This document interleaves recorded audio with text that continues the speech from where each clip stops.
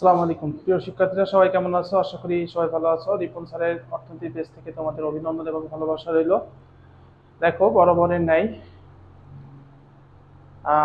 ঈদুল আজহার যে লম্বা একটা ছুটি, এই ছুটির পর থেকে আবারও অনলাইন ক্লাসে সামিল হবো ইনশাল্লাহ। আজকের যে ক্লাসটা নিয়ে আমি আলোচনা করব, এই ক্লাসটার বাজার ভারসাম্য, যেখান থেকে আমাদের প্রত্যেকবার অনার্স প্রথম বর্ষের কোর্সের আসে।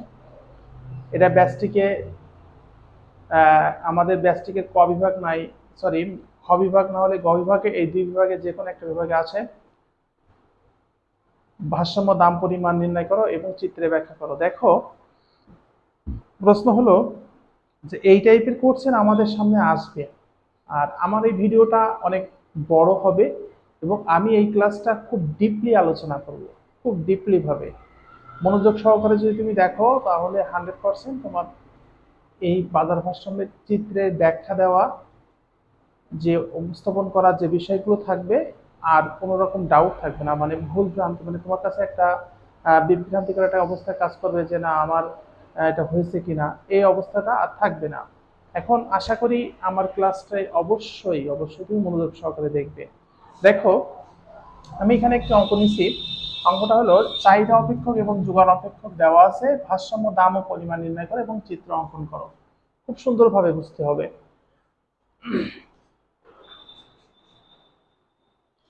দেখো, আমরা সমাধানে যাই। 1 নম্বর কোশ্চেনের সমাধান। 1 নম্বর কোশ্চেনের সমাধান।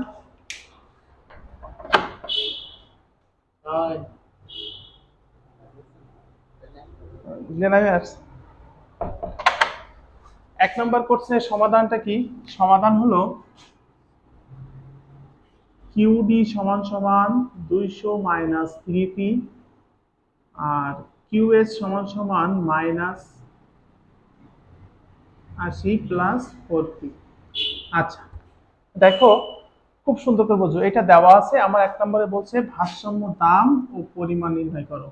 আচ্ছা, ভারসাম্য অবস্থায় তাহলে অবশ্যই আমরা জানি, এটা আমরা সবাই পারবো ইনশাল্লাহ, মোটামুটি সবাই আমরা জানি ভারসাম্য অবস্থায় কি হয়।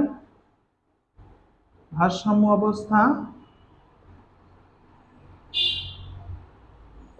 কিউডি সমান সমান কিউএস হয়। আচ্ছা, তাহলে কিউডির মান কত? 200 মাইনাস 3পি ইকুয়াল টু মাইনাস 80 প্লাস 4পি। আচ্ছা, বা মাইনাস 3পি মাইনাস 4পি, পি চলকগুলো সব এক পাশে নিয়ে আসলাম, মাইনাস 80 মাইনাস 200, বা তাহলে মাইনাস 7পি ইকুয়াল টু মাইনাস 280। আচ্ছা, মাইনাস উভয় পক্ষে মাইনাস অন দ্বারা গুণ করলে মাইনাস মাইনাস কেটে গেল, তাহলে পি ইকুয়াল টু 280/7, অতএব পি ইকুয়াল টু 428 40, বা দেই বা, অতএব পি বা নির্দিষ্ট পরিমাণ যখন নির্দিষ্ট পরিমাণ টাকাকে বোঝাবে তখন তখন বার আসবে। তাহলে ভারসাম্য দাম কত পেলাম আমি? 40 টাকা। আচ্ছা, কি করবো এবার? পি এর মান আপনি কিউএসএ অথবা কিউডিতে যেটা বসিয়ে বসালেই হবে, বসিয়া পাই। আচ্ছা, তাহলে কিউডি ইকুয়াল টু 200 মাইনাস 3পি, তাহলে 200 মাইনাস 3 গুণিত 40, 3 4 12, 120, তাহলে 80। আচ্ছা, অতএব কিউ বার ইকুয়াল টু 80 একক। আচ্ছা, বোঝাতে পারছি? এগুলো আমরা সবাই পারবো, কিন্তু চিত্র অঙ্কন করতে গেলে আমাদের তাহলে ভারসাম্য দাম পরিমাণ অবশ্যই আমরা নির্ধারণ করলাম। এখন এটাকে চিত্র অঙ্কন করতে বলছি। চিত্র অঙ্কন এটা আমাদের ব্যাচটিকে আসে, প্রথম বর্ষের ব্যাচটিক। প্রিয় শিক্ষার্থীরা, প্রথম বর্ষের ব্যাচটিকে আমাদের খ পাঠ না হলে গ পাঠে যে কোনো একটা টপিক দাগে উঠায় দেবে যে ভারসাম্য দাম পরিমাণ নির্ণয় করো এবং চিত্র অঙ্কন করো। দেখো, যদি চিত্র অঙ্কন করতে বলে তাহলে চিত্র অঙ্কনের কি? চিত্র অঙ্কন, তাহলে চিত্র অঙ্কনটা কিভাবে করছি দেখো, আমি সুন্দর করে বোঝো। আমি লম্ব অক্ষ বরাবর একটা দাগ দিলাম, আর ভূমি অক্ষে বরাবর একটা দাগ দিলাম। এখন প্রশ্ন হলো, অবশ্যই তোমাকে বুঝতে হবে যে এইবার লক্ষ্য রাখতে হবে যে এইখানে যোগানের আগে প্লাস ধনাত্মক সংখ্যা আর ঋণাত্মক সংখ্যা, যেহেতু আমার ঋণাত্মক সংখ্যা আছে আর বরাবরই ঋণাত্মক সংখ্যা আছে, কেন ঋণাত্মক থাকে এটাও আমি তোমাদের আলোচনায় বলে দেবো। দেখো, তাই যেহেতু ঋণাত্মক আছে তাহলে ঋণাত্মক এই বরাবর আমি দাগ টেনে নিলাম, এখানে 0। আচ্ছা, এখন দেখো খুব ভালো করে বোঝো, সবসময় দাম পি ওপরে হয় আর পরিমাণ নিচে হয়। আচ্ছা, আমি একটু ধরে নিলাম কাল্পনিকভাবে এটা হলো কত, এখানে -80, তাহলে এখানে আমি -80 এটা ধরে নিলাম। এখানে 5 × 80 একবার আমি যদি গ্রাফে করি তাহলে অনেক বড় হবে, আর গ্রাফে করলে অনেক সুন্দর হবে। তাহলে 80, তাহলে এখান থেকে আমি 5 করে অথবা 10 করে ব্যবধান নিতে পারি, 10 করে ব্যবধান নিলেই হবে 80। আমি এখান থেকে এটা ধরে নিলাম কাল্পনিকভাবে যে এখানে 80। আচ্ছা, এইবার দেখো এইখানে আছে কত আমার 200। অবশ্যই এটা স্থির মান, স্থির মান সবসময় 200।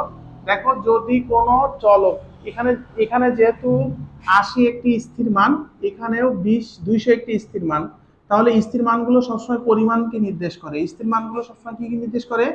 পরিমাণ। আচ্ছা, তাহলে 200, এই যে 200। আচ্ছা, এখন এখন কথা হলো যে এইটা এইটা আছে কত, এটা আছে 4 আর এর সহগ আছে কত, 3। প্রশ্ন হলো, দেখো আমি এই লম্ব অক্ষে কোন মানটাকে বসাবো। সব সময় একটা মনে রাখবা, এইখানে যে সহগ থাকবে ওইটাকে সব সময় এই স্থির মান 200 দ্বারা ভাগ দিতে হবে।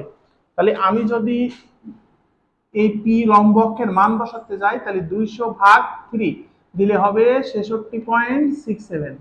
তাহলে 66.67, এইখানে আমার 66.67, 66.66 হয়, তা 66.67 নিলাম।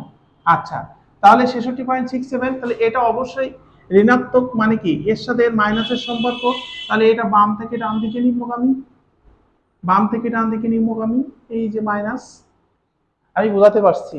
আচ্ছা, যেহেতু এটা এর সাথে ধনাত্মক সম্পর্ক বিদ্যমান, এখন এখানে এটা 20, যেহেতু এটা ভাগ দেওয়া যাবে না, কারণ এর আগে কি আছে, এর আগে ছিল প্লাস, এর আগে মাইনাস, তাহলে এ ঊর্ধ্বগামী, বাম থেকে ডান দিকে ঊর্ধ্বগামী। আমরা জানি যোগান রেখা বাম থেকে ডান দিকে ঊর্ধ্বগামী, এই ঊর্ধ্বগামী হয়েছে, এই যে ঊর্ধ্বগামী হয়েছে এটা।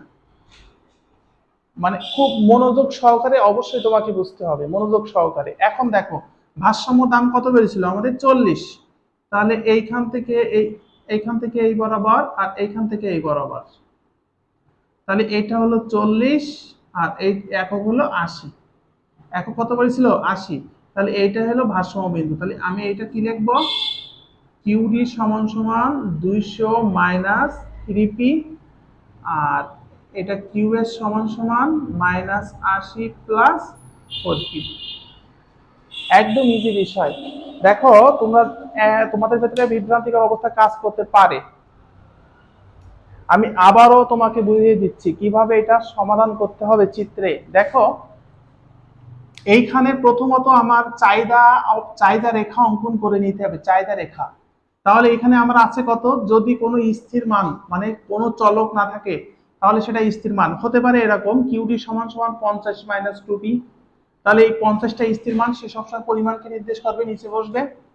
আচ্ছা, আর হতে পারে কিউএস সমান -10 প্লাস 3p, এটা হতে পারে 10, তাহলে এই স্থির মান অবশ্যই এখানে বসবে।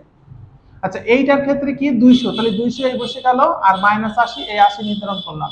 চাহিদা রেখা, দেখো চাহিদার সাথে দামের বিপরীতমুখী সম্পর্ক থাকার কারণে অবশ্যই দামের আগে মাইনাস আছে, তাহলে মাইনাস, এই যে 3 সাথে এই 200/3 দেবো, ওই যে 200/3 দিচ্ছি, হয়েছে কত, 66.67। 66.67 অবশ্যই এটা থাকবে দাম, তাহলে এই দামটা আমি এখানে বসাই দিলাম, নির্ধারণ করে দিলাম।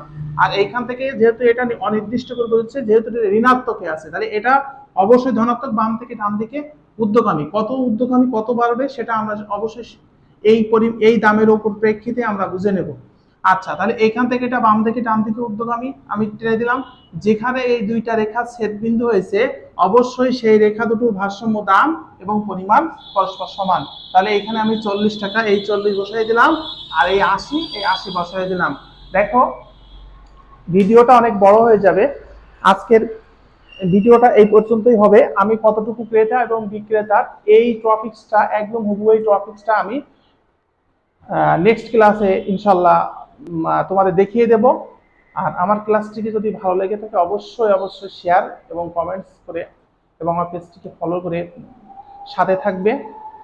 সবাইকে অসংখ্য ধন্যবাদ এবং ভালোবাসা রইল। আমি অলরেডি অনলাইনে অনার্স প্রথম বর্ষের যারা ভর্তি হয়েছে ইকোনমিক্সে তাদের ব্যাচ শুরু করে দিয়েছি, অফলাইন অনলাইন দুইটাই। তোমাদের সবাইকে আমন্ত্রণ রইল আমার ব্যাচে। অবশ্যই ব্যাচের সব কিছু সংক্রান্ত তথ্য দেওয়া হবে ইনশাআল্লাহ। আসসালামু আলাইকুম।